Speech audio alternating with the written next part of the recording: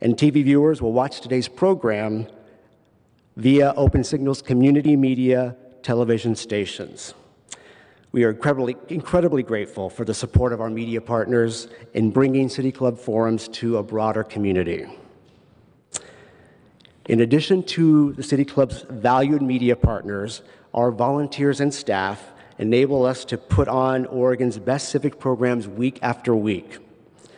I want to acknowledge the people and the organizations who helped guide us as we developed our series on homelessness. In addition to the people that you'll hear from the stage tonight, I'd like to take a moment to thank Outside In, New Avenues for Youth, Bob Quillen, and the PSU Center on Homelessness. And a special round of thank yous goes out to Multnomah County Joint Office for Homeless Services, the Oregon Community Foundation, and Home Forward for sponsoring today's forum. So please join me in showing our appreciation to everyone who has made tonight's event possible.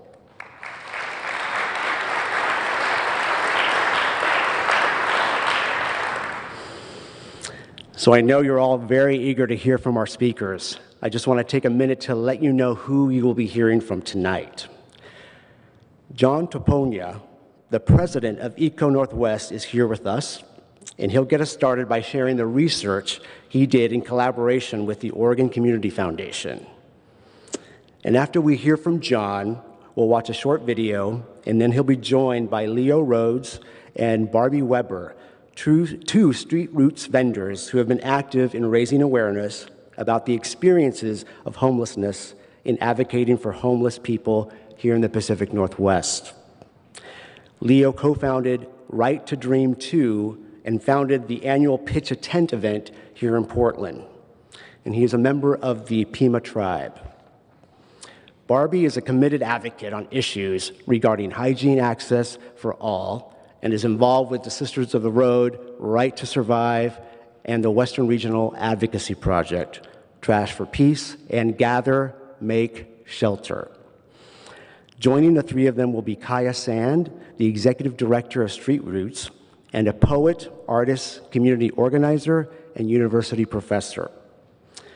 Our moderator for this discussion is Danny Ledesma, a senior advisor to the Portland Public Schools and a former policy advisor to Governors Kate Brown and John Kitzhaber. To get us started with these conversations, we are lucky to have with us Sonia Worcel, Vice President of Research at the Oregon Community Foundation. OCF commissioned Eco-Northwest to research and produce homelessness in the Portland region, the report that John Papania will share with us tonight. Sonia will tell us a little bit about why OCF funded this report, and then we'll introduce John. So please join me in welcoming Sonia to the stage.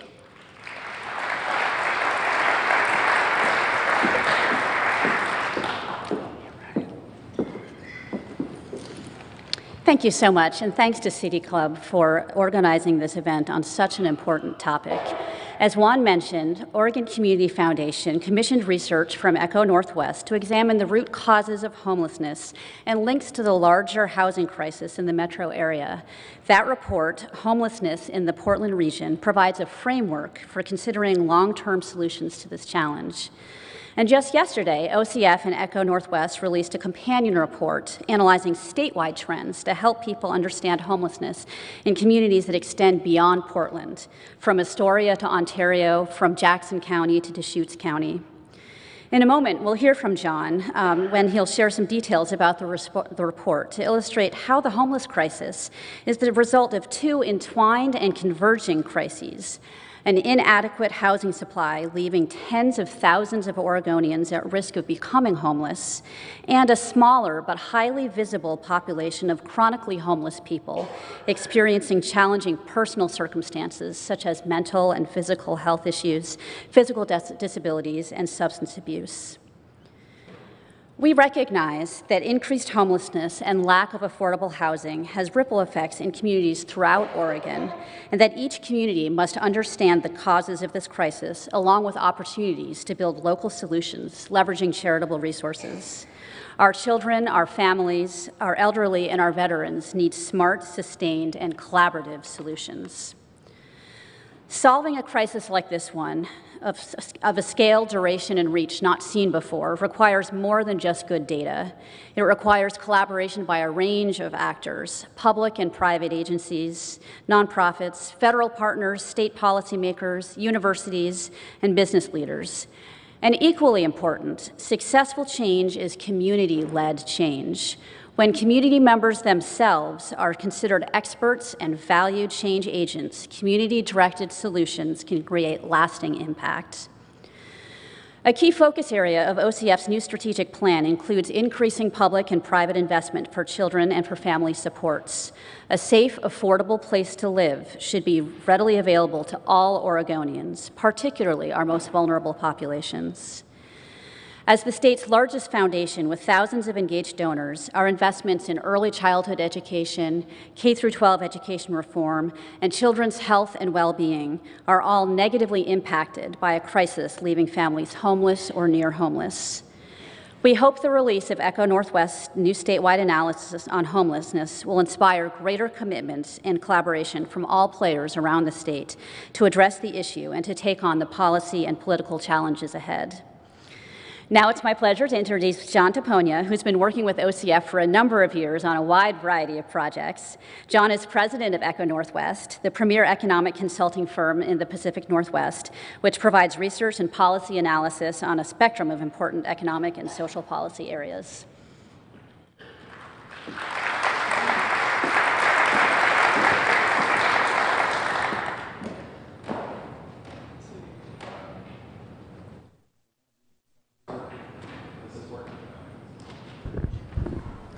How about this one works? Okay, very good. Well, thank you, and thank you, Sonia, and thank you so much for your support of this research. There is no topic in Oregon today that is of higher priority by voters, by residents, and by public officials than this one. Portland was named the second or third best place in the country to do business last year. There are 30 cranes in the sky around here, but when you ask residents what their top concern is right now, it is not about jobs and the economy. It is about this crisis of homelessness. So a little bit of a disclaimer from Eco Northwest. We are, as Sonia said, an economic consulting firm. We come at this from our perspective and our science of economics, but there are many other perspectives that are important to pay attention to and to listen to. So sort of absorb this information knowing that it's coming from people that pay attention to cost-benefit analysis and dollars and cents, and then, you know, we will have more perspectives on the panel tonight, and I encourage you to go find other ones as you learn more about this issue. So as we started this research, there were two pieces of information that sort of quickly helped me and my co-author Madeline here organize our thinking. The first one was just a quote, which I'll read through here, from Brendan O'Flaherty. He's an economist, and he says, "Homelessness is not an indelible characteristic like a birthmark or a social security number. Almost everyone who will be homeless 2 years from today is housed now, and almost everyone who is homeless today will be housed 2 years from now. Homeless spells are more like semesters than careers. Some homeless spells are many years long, but these are rare. What is important about these spells is at their starts, they're unpredictable." Keep in mind that unpredictability of homelessness, because that is a key characteristic of this challenge and is a key challenge to the policy responses.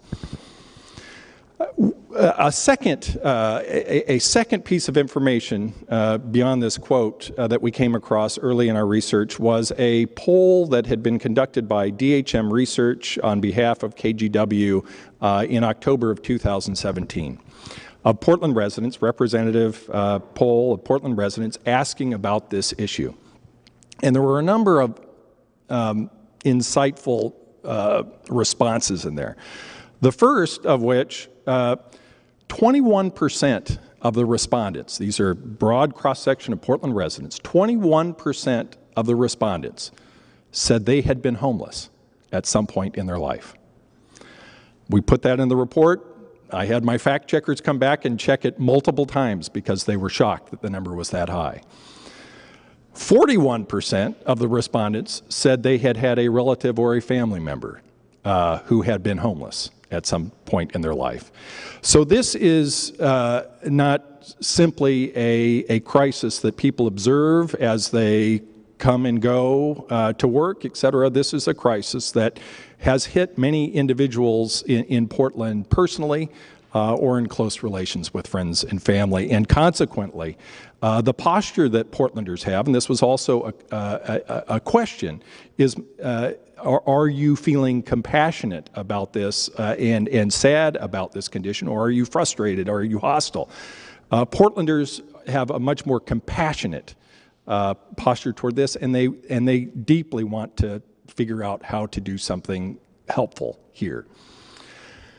The question, the poll then went on and asked a forced question, which I found particularly valuable. And it was a forced either-or question. They said, do you believe that homelessness is primarily caused by the cost of housing in the region, by unaffordability of housing, or do you believe that homelessness is primarily caused by personal circumstances, by people having perhaps mental disabilities or physical disabilities or substance abuse challenges or criminal records, or even in some cases they would argue personal choice, that people are choosing to be homeless. And there I found a fascinating divide. About 51% of the respondents said it had to do with the housing market. About 43% said it had to do with personal circumstances. The rest were undecided. As a public policy analyst, if we can't figure out how those two factors intertwine together, we will never be able to work together with our elected officials to effectively build programming and policy responses to solve the problem. So we need to understand how those two different factors interact with one another. So one thing that we did very quickly was to try to look across the country and say, is there any evidence as to why the problem in Portland appears to be more severe than it is in other places? And so Madeline and her colleagues put together a chart of the 50 top metropolitan areas in the United States. And across the bottom here, you've got the median gross rent in the region. So what's the middle rent? The people are paying for both rent and utilities. And then on the vertical axis, you've got the share of the population that was homeless in January of 2017. And this is a very strong correlation between those two. And so what you see, here's Portland with the rents at about $1,100, and then these other communities, San Jose, San Francisco, Seattle, New York, Los Angeles, Las Vegas, Portland. So I will just stop right here and say that what makes Portland different and what makes the crisis in this city more severe than in other places has to do with the high cost of housing. And so that is a key. We then looked on and wanted to break down the population so that we could understand the components of homelessness. And this is the history of homelessness since 2007 in the Portland metropolitan area. You can see it's actually come down since the Great Recession, which I think many people would find surprising. And Sonia made reference to two major components. One would be chronic homelessness, which has edged up over time, and those are individuals who by federal characteristics have been homeless for a year or have been homeless multiple times over a small number of years, versus what I would call episodic homeless, people who are out there in O'Flaherty's terms in short spells or short periods of time. And so we had in January of 2017 about 4,300 episodic homeless and about 1,700 chronic homeless. The important thing to pay attention to here is, as we think about the housing market and we think about the episodic homeless, is the population of severely cost-burdened households who are on the verge of homelessness in any given night. So yes, on any given night, we might have 4,300 individuals who you could count as homeless that night. But in the Portland metropolitan area at about this time, we have 56,000 households with more than 100,000 people living in them who are spending more than half of their income on rent. They are low income and they're spending more than half of that low income on rent. All of those, 56,000 households and more than 100,000 individuals in them, are at high risk on any given night, any kind of disruption to their life, an electricity bill, a job loss, an eviction notice, domestic violence, can tip that family out of housing and onto the street. And so that was one of the key insights we were trying to push through in this report, is that as we look at these numbers, we need to think about these two populations, but we also need to think about the 56,000 households that are cycling in and are potential candidates to enter into that episodic homeless status. At the same time, we do have this chronic homeless population, and in that population, you do have individuals that have been out for a very long time. There are mental illness issues, there are substance abuse issues, et cetera, and barriers to employment, and services that are needed regardless of what the rent is going to be, that have nothing to do with the housing market. And so, as Sonia noted, sort of our takeaway was that you have to think of this as two crises, related crises at the same time. One, that's roughly 1,700 individuals, or at least it was counted in 2017, that have some deep issues and are more likely targets for solutions like permanent supportive housing, which have been proposed by the Joint Center on Homeless Services from the city and the county. But if you're going to address the episodic homeless population, you have to have a much broader vision about the functionality of the housing market and about subsidies that you would pay or that you would give to low-income households who are spending, close to half of their income on rent. So to sort of sum up our policy outline, I can get into more details during question and answer.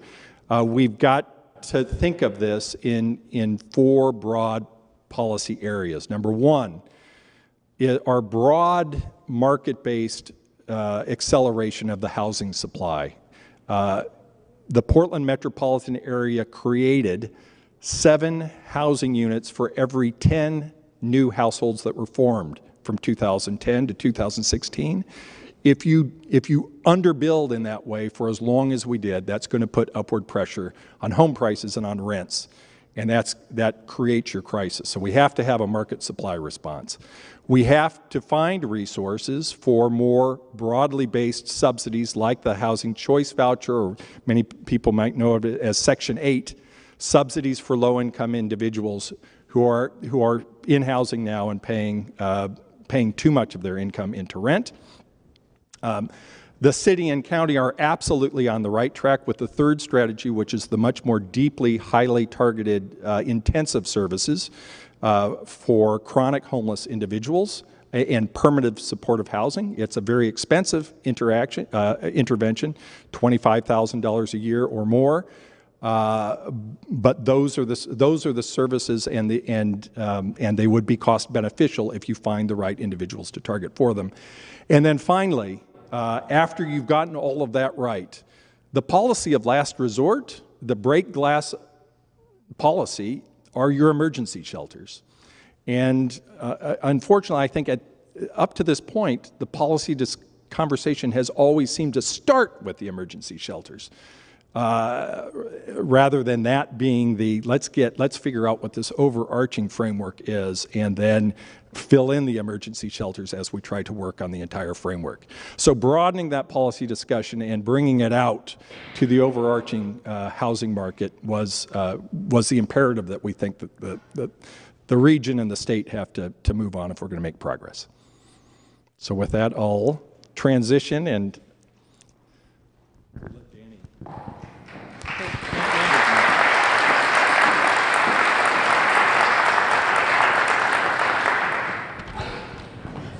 For our radio announcement, this is the City Club of Portland's Friday Forum. I'm Danny Ledesma, and I'm here with Leo Rhodes and Barbie Weber, who are both vendors with Street Roots. And we're also joined by Kaya Sand, who's the Executive Director of Street Roots. Before we begin our conversation today, the team from Street Roots and a new organization called Here Together have a video they'd like to share. Here Together is working with leaders and organizations across the region to advance solutions to homelessness. As we come together in search of solutions that match the scale and scope of the crisis, we must listen to the voices of those who know too well what it's like to live without a safe place to call home. This video is one of many ways it is bringing those voices forward. So let's watch.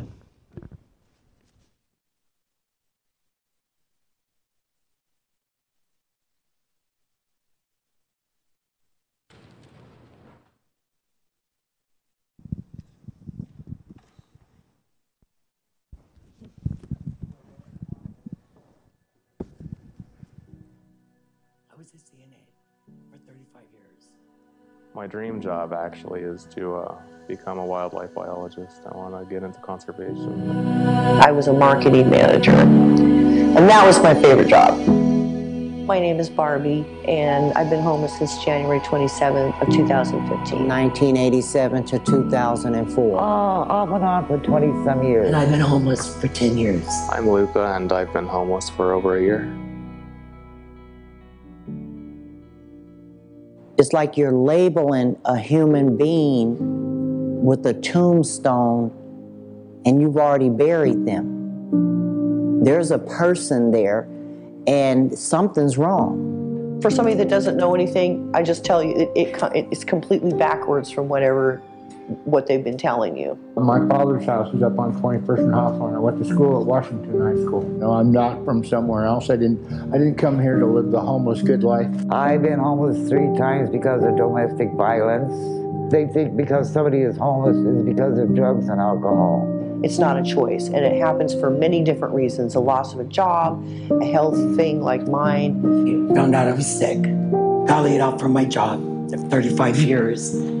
And it was just a domino effect after that. I had a brain lesion in my left temporal lobe. At the beginning of it, I could hardly walk or talk. I went from being able to do these lengthy, long, complicated reports to looking like second grade writing. When me and my first wife separated, pretty much lost my home, everything. The business, the silver smithing jewelry business I built up. You know, I went from $65,000 a year to nothing overnight. Slept in a car with this lady, her daughter, and her 3 grandkids. And we were all in a small car, and I woke up and I thought, this is not good. First run was underneath the Morrison Bridge, the east side of the Morrison Bridge. And I've lived in every type of situation you could think of.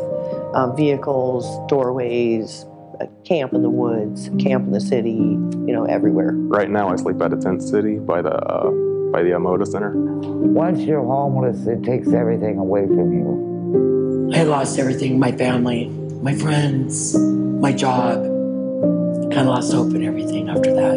Anybody can be homeless. You take one day at a time because you never know. Nobody deserves to be overlooked. We all deserve to be seen for who we are and what we're after and what we're about. I think everybody deserves their own story to be told and a chance to succeed.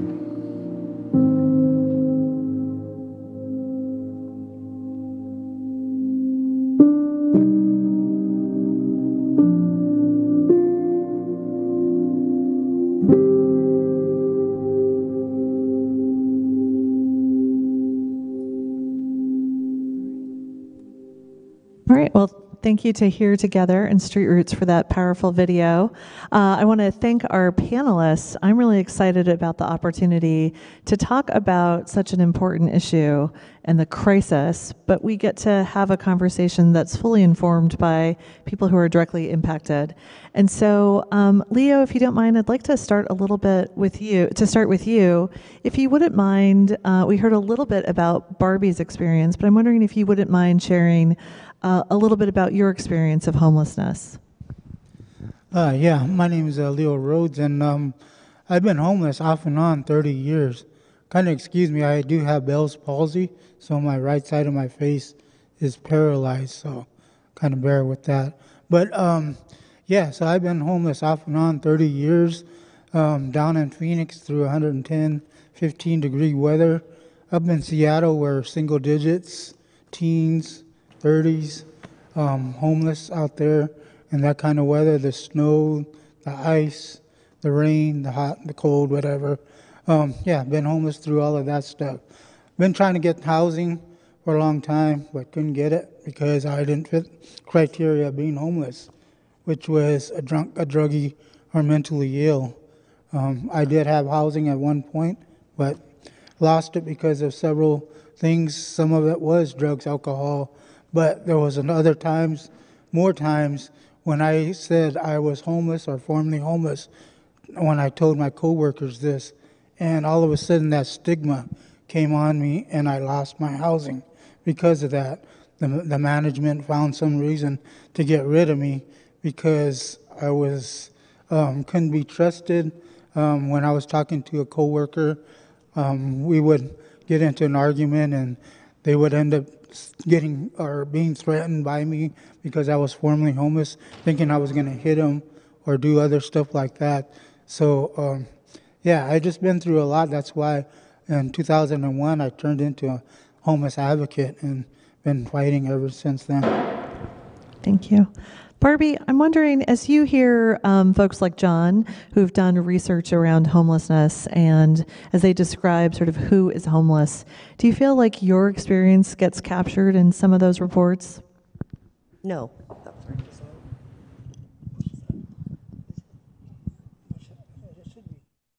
Is it on? Oh, there it is. Okay.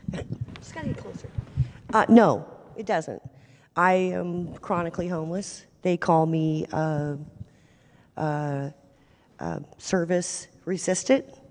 And you probably wonder why it is. Well, the basic reason is I have the rights that everybody else in this room has.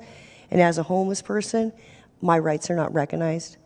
And so, yeah, I could say that I'm a bit obstinate because I feel like my dignity and my choices should be respected. And the housing models that, or housing projects that they have now, like TPI, they don't fit somebody like me. I have struggled with alcoholism, but not for the whole duration of my homelessness. For vast parts of it, you know, I don't do drugs. I smoke a little pot because I have a brain lesion. So I don't fit that stereotype. I'm also not mentally ill. When my brain lesion first happened, that's what they thought was going on, but I had not had a history of that. So, you know, when it all came down to it, my healing took off, they recognized immediately that that wasn't the case. So for maybe both Leo and Barbie, John talked about in his research about sort of kind of two categories of folks who were experiencing homelessness, folks who were chronically homeless or folks who were episodically or by circumstances homeless. I'm wondering, as street root vendors and as you are experiencing homelessness, do you see that same sort of two characteristics of folks who are also experiencing homelessness, or do you think there's more detail or different kinds of categories?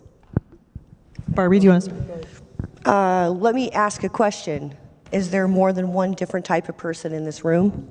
So no, I mean, the statistics, because I will say this, there's not been statistics done or a study done comparing people that are housed and people that are unhoused as far as addiction and mental illness. Starkly, I think we might be surprised that those numbers are very similar. But because we live in public, we're under the public scrutiny, there's a lot of information about us, or what they say is information, but they don't come and talk to the individuals. They're just like, okay, we're looking at numbers. And I can appreciate those numbers because there are a lot of people that care, and there's a lot of services that out there that help people. But you can't say that all of us are this or that or this or that. We don't fit in two categories. And even with our capabilities, there's artists, there's lots and lots of talents in my community that is not recognized often, many times. Yeah, I would say that it kind of is the same, but again, yeah, one of the things is I'm a homeless advocate, so I always talk about homelessness when I sell papers. One of the biggest things that the non-homeless people tell me is, we're the same, Leo. We do the same thing, and so I'm always like, well, what's the difference then? Why is it a big crime when a homeless person is sleeping outside? Why is it a big crime when they're resting somewhere? When they pitch up a tent, they want a safe, secure place.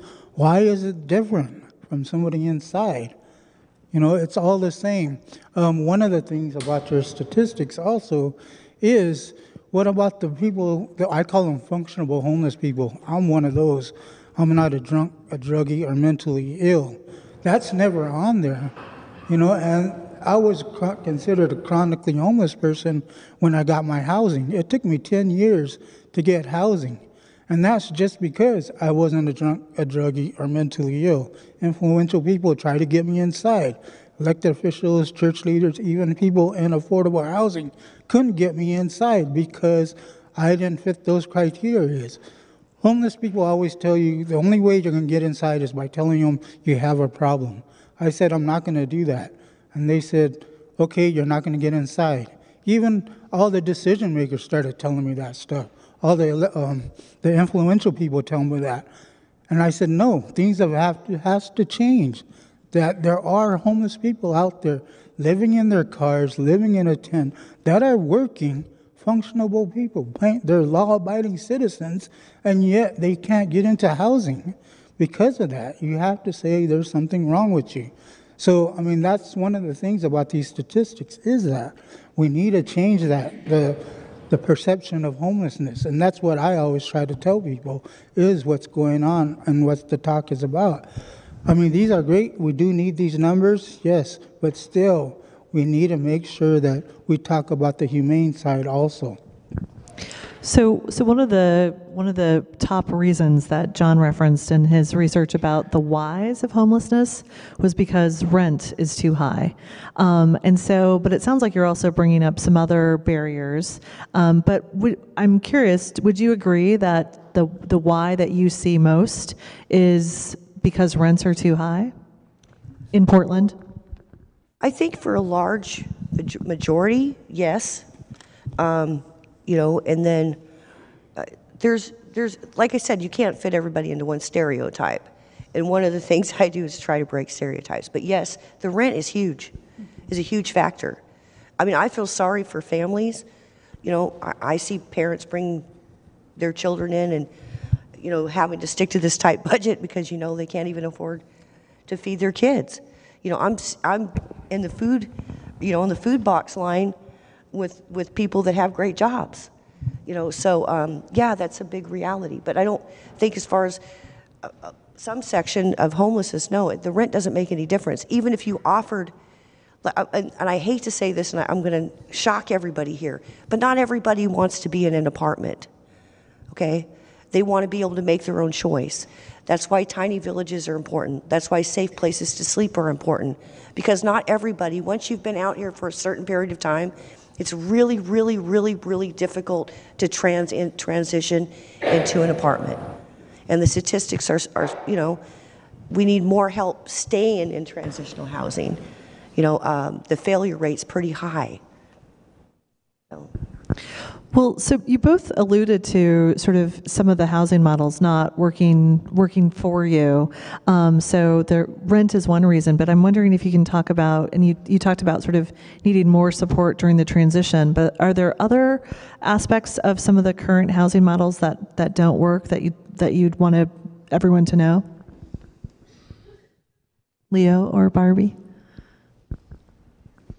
Well, you know, again, we're all human beings. So as human beings, if you want to be micromanaging everything, we're going to be here spending billions, trillions of dollars just for individuals, you know. But as a whole, you know, one of the things is getting people inside, but having them have a safe, secure place.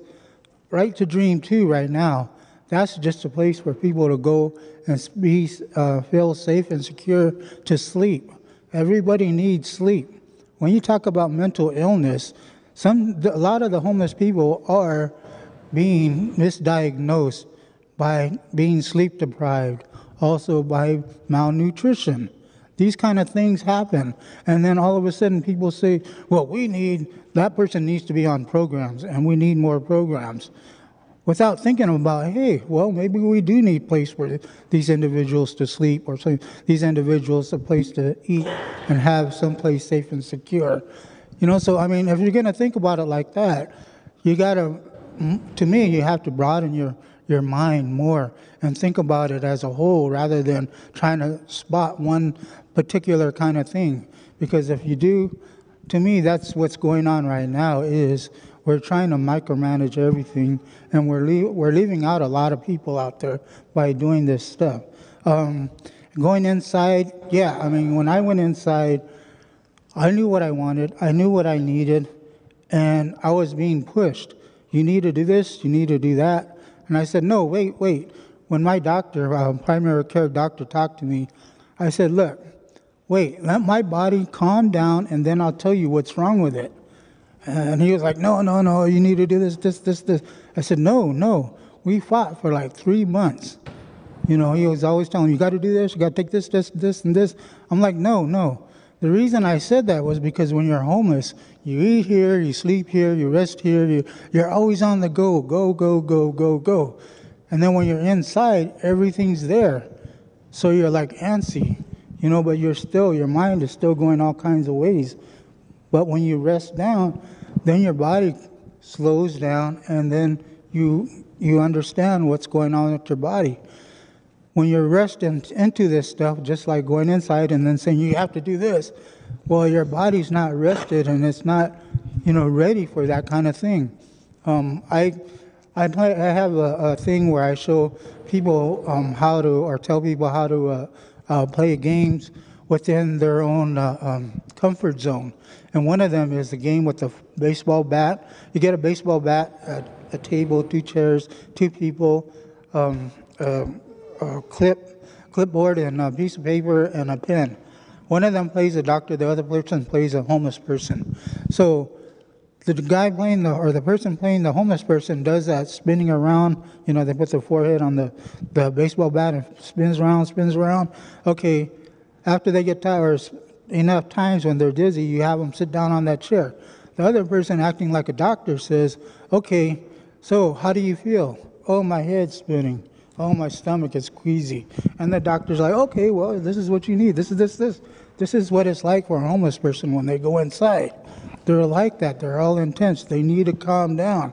This is why myself personally, I think, it's great for like Right to Dream 2, shelters in 10 cities, for people to calm down. When they calm down, they become a community, and when they go inside, they have better, to me, chances of going through that.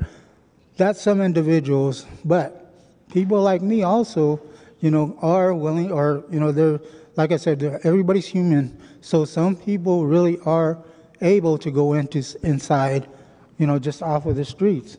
So that's one of the biggest things, is that humanity of everything. Thank you. So Kaya, you've heard both Leo and Barbie talk a little bit about some of their responses to some solutions that are out there, and John outlined 4 potential recommendations, and he talked about emergency shelter being sort of the place where we should sort of focus our energies as last resort. And I'm wondering if you could talk a little bit about sort of, while we're working on developing more housing, raising money for more rent subsidy, doing the work to, align services and get deeper services, do you have recommendations around that experience of homelessness and, that might complement the shelter recommendation? Yeah, thank you. I should mention, because Street Roots is such a big presence tonight. I mean, Barbie, Leo, me, 5 people in the video, and I look out at everyone here. Just that, for those of you who don't know, Street Roots, we're a weekly newspaper. We're sold by about 170 people every week, and about half of whom are homeless, most of whom experience deep poverty.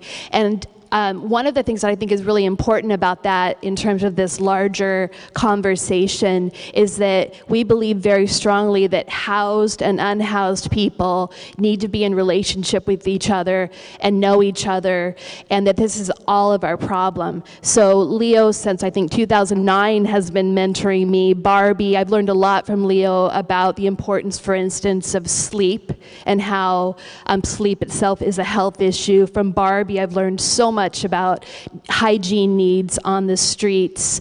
And so as we grapple with this, first of all, I just want to say, with John's study, I find it incredibly helpful, because we can look at the issue of housing prices in our city and, again, say this is all of our problem. I think in that study it says, about like a 10% rent rise equates to a 13% rise in homelessness. 10% rent rise, 13% rise in homelessness. So even if we're making progress, and we still then are seeing an increasing problem, right? So I think that is very, very important to grapple with. I also think when we talk about mental illness and we talk about substance use disorders, those two are all of our problem. Those are economic issues too, because we're looking at the fact that those services aren't widely available for people. So then when we think about supporting people beyond the bricks and mortar, which we have to do, whether that's once people are inside, having supportive services, having those additional services, and when they are outside, making sure that we are treating people humanely. And there's a lot we're doing that's actually not humane that I can get more into. But I will just say, as part of that Danny's original question about shelters, that in addition to shelters, in addition to the extremely important progress we need to make on deeply affordable housing, we have to have widely available hygiene services. We have to have the infrastructure in place. I'm looking out at Rob Nathan from Metro, who's doing a lot of work on making sure that trash services are available. There's people all over the city doing a lot of infrastructural work that has to be supported, that we make sure that we have self-governed camps, that we make sure we have safe places for people to park, because people can live in their RVs and cars, but then they get towed. Our city has a pilot budgeted, but we don't have any in place yet, to simply have churches allow people to park there safely. I can go on, but what I will say then with that is there's a lot we can do, and all of it needs to be through, as Leo said, a very, very humane response, and looking at this as all of our problem. So for our radio audience, this is City Club of Portland's Friday Forum. I'm Danny Ledesma, and I'm here with Leo Rhodes and Barbie Weber, both vendors with Street Street Roots, and Kaya Sand, the Executive Director of Street Roots, and John Papania from Eco Northwest. So, John, you've had an opportunity to present about your report and then to hear some reaction to it. And what I'm hearing is that a lot of the sort of nuance gets lost in sort of like big wide statistics. And I'm wondering, as you hear the responses to this, what comes to mind in terms of your approach to gathering information about homelessness or even making recommendations? Right. Well, and again, I started with a disclaimer that we're economists and we have the data that we have and we have our perspective, et cetera. I think one reaction is obviously we had 6,000 individuals homeless on a night in January. Those are 6,000 different individual stories, and we can't lose that. I do believe where we can all agree is that the rent is it's too high in this region, and homelessness should be zero everywhere. So I don't want to dismiss any other place in the country as not having a homeless crisis, because anything above zero I would consider to be a problem. But consider this. The state of West Virginia, which has many problems, high unemployment, a raging opioid crisis, large shares of individuals on federal disability insurance. 7 out of 10,000 people in the state of West Virginia were counted as homeless last year. 7 out of 10,000 people. The comparable number for the state of Oregon is 35. 5 times as many in the state of Oregon as West Virginia. And again, I would just simply go back and say many of the problems that we're encountering here in terms of any kind of choice of housing or the options that are being given to you, there are very few options to choose from because there's just not much of a market out there. We haven't built enough units for anybody. All right, let's now go to the audience for some questions. So everyone watching or listening today is welcome to ask a question. If you've written a question on an index card, hold it high for the staff to collect. You can also submit questions via Twitter using the hashtag PDXideas. To City Club members who would like to ask a question at the microphone, we're going to do it Oprah style and maybe bring the microphones to you. I'd like to just remind folks, if you could please identify yourself as a member and ask one question and do that in 30 seconds or less.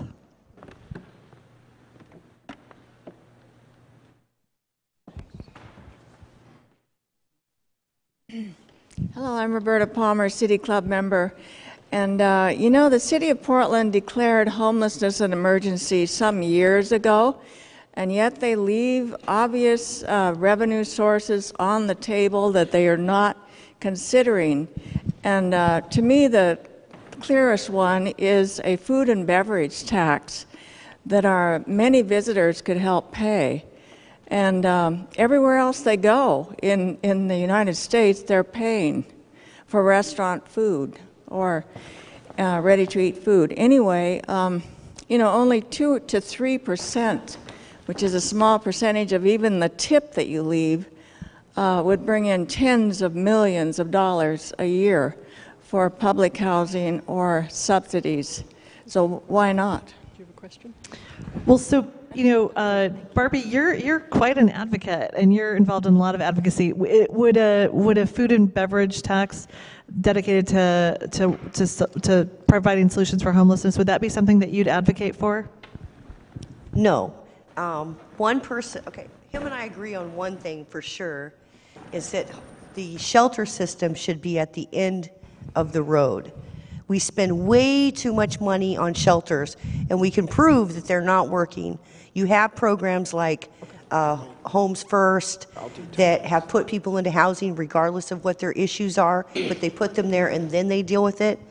And they've had successful rates from that. But at this point, I will tell you as a taxpayer, and I'm a taxpayer too, is that we have the money in place, but we're spending it and we're losing it. It's like a bucket with a big hole in it. Part of it is the fact that we don't look at, as homeless people, we look at them as lower than animals. They don't even register on that. And that was a study that was done. This is not I'm not just saying this. This was a study that was done. If we were pets, we were homeless pets, we would all have houses. We'd be adopted. So it's where we want to put our money. To me, shelters don't work. Open hygiene access, have supportive programs where people are having places, and then build that housing up. But right now, we're just putting more and more money in this bucket and not getting the results that we're looking for. John, what's the Economist point of view? The Economist says that we let this problem get away from ourselves vis-a-vis underbuilding the general housing market, and the rents went too high, and in the near term, to correct that, there has to be some kind of revenue response. I'm not going to get into details of which one, but localities and the state need to find new revenue to deal with this problem because it's much bigger than it has ever been in the past. All right.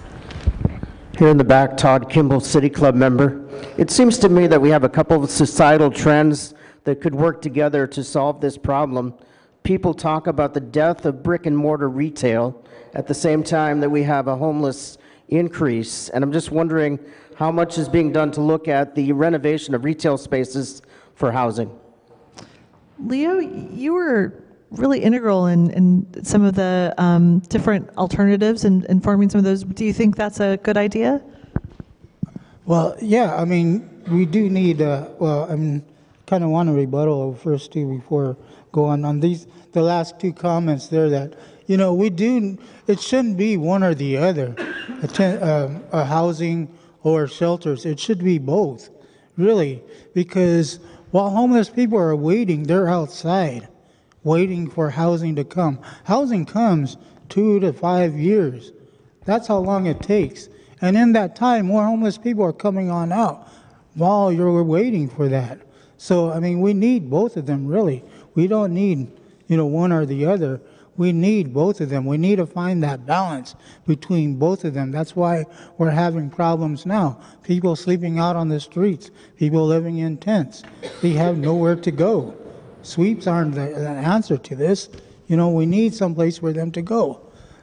So, sorry, what was the question? What do you think about the idea of using unused retail space as a sort of shelter option?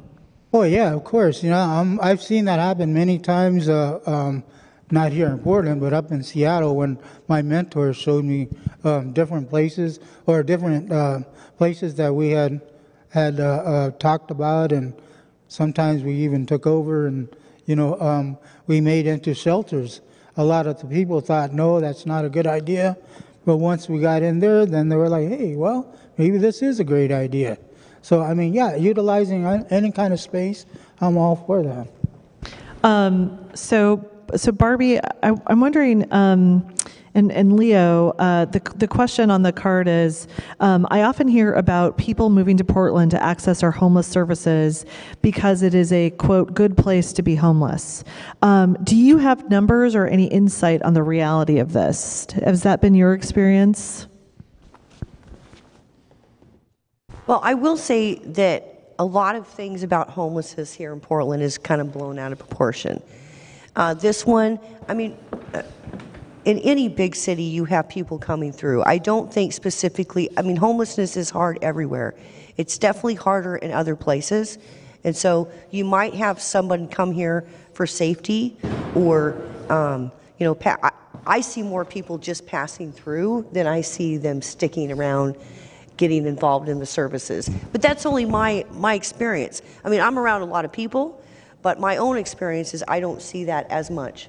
And, but I could see how the perception of that is here.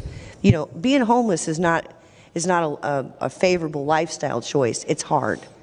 And that's the realities of it. And what makes it hard is certainly things that could be fixed, I mean, almost immediately. However, like I said, you're going to draw, because of where we are in the country, climate-wise, all those things, you're going to draw more people here. You're going to draw more people that move here and buy houses. You're going to draw more people for every other reason.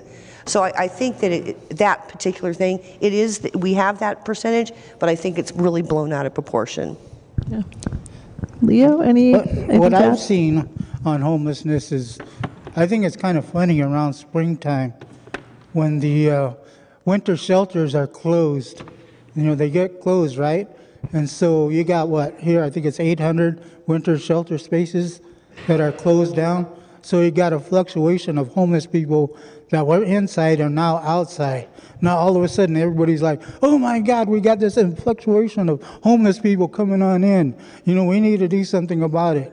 Well, if you want to do something about it, have these shelters year round so that you don't have that big influx of people coming through, or, not coming through, but people out there on the streets.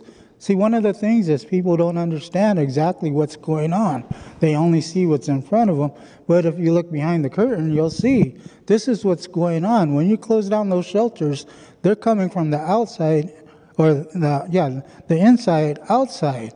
So that's a big thing that happens around here. Yes, there are people, and I know from experience, like I said, I was down in Phoenix, and a lot of them will come up north because they can't stand the 100-degree weather down there. A lot of people also have utilized all of the services down there and can't do anything else, so they go around. There's a lot of job offers up here too, or other places too. This happens all over the place. It doesn't just happen to Portland. It happens everywhere. Kaya, would you add anything? I just want to add, it's, I think, really absurd to ever act like it could be somehow easy to be homeless in our city and that there's some kind of draw to be homeless. When if any of you have experienced the flu lately, imagine being homeless and having the flu. We're working with a lot of people who are in that situation. They're just trying to lean up against things as they sweat out 102 degrees, right? We had someone last week who has an infection running through her entire body that if she were housed, she'd be okay. Instead, she's fighting for her life. So it is every day life and death for people who are unhoused. They experience extreme levels of violence, extreme levels of sexual violence. People are constantly being robbed. So I just want to make sure that that's really, really clear, that there's no kind of, lovely situation that people are experiencing by having so many services. And they are, as we all know, because we've had really good media coverage on this, they are impacted by our law enforcement structures to extreme degrees. 52% of all arrests in 2017, unhoused people. That was an Oregonian report. The Willamette Week just reported that the largest percentage of 911 calls was unwanted persons. This is a constant struggle for people who are unhoused, is that they are just always having to fight for their lives. All right, I think we have time for one more question. Curtis Michael Faith. I'm hopefully soon to be a City Club member, but not currently. I've been in the city researching homelessness for 6 months as part of an 11-year effort. And my question is, how many times have you been made homeless because of the actions of police or those who trespass you for normal activities? Barbie or Leo?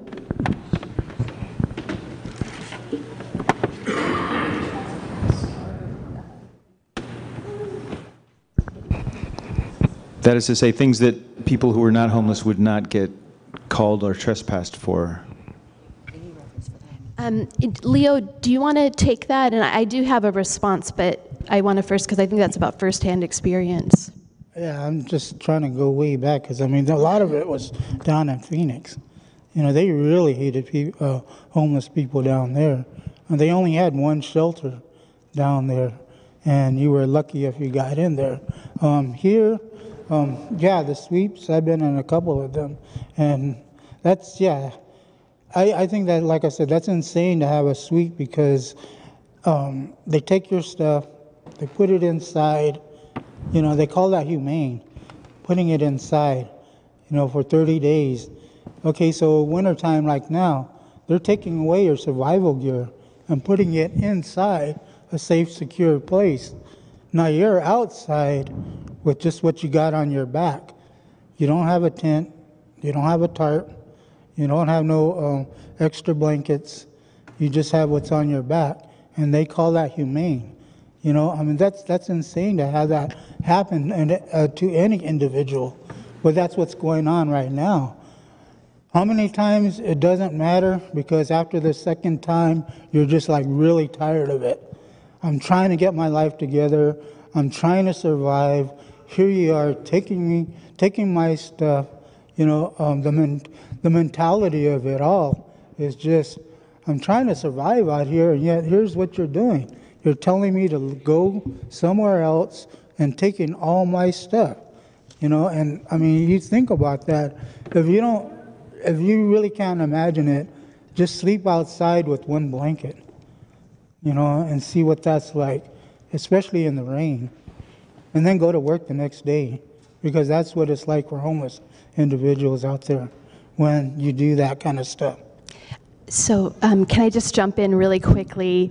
Too many unhoused people are arrested. Too much police work is tied up in non-criminal matters with unhoused people, and too much of 911 is tied up with non-criminal matters with unhoused people. So I do want to just quickly call on folks to grab Street Roots tomorrow, because we are unveiling a plan for the city, a system-wide plan to take first response that's for non-criminal matters and shift it outside of the police. We have a whole model that is drawing from Eugene's model based on pairing up an EMT with a crisis worker.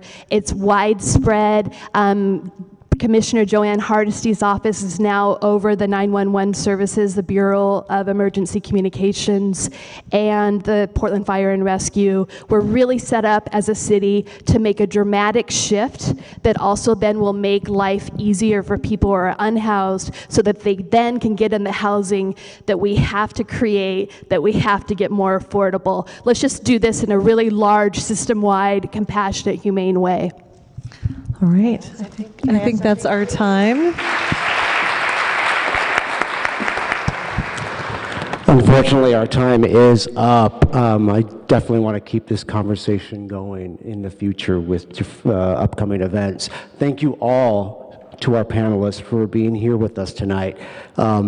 Please join me in thanking Nikki Nowak for producing today's program, our guests for sharing their research and experiences, our sponsors, the Multnomah County Joint Office for Homeless Services, the Oregon Community Foundation, and Home Forward for helping us make a space for this critical conversation.